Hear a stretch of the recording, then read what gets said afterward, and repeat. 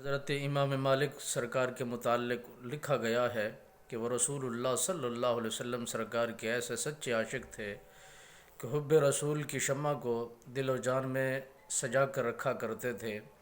میرے نبی کے نام پر، میرے نبی کے شہر پر، میرے نبی کے مقام پر وہ فدا ہونے کے لیے ہمہ وقت تیار رہا کرتے تھے۔ مدینہ کی سرزمین سے کبھی بھی باہر کی طرف روانہ نہیں ہویا کرتے تھے۔ مدینہ کی چار دیواری کی حدود میں رہ کر زندگی کو بسر کیا کرتے تھے۔ زمانے نے طلب کیا، حضور ایسا آپ کیوں کرتے ہیں؟ مدینہ کی فضاؤں سے باہر کیوں نہیں نکلتے؟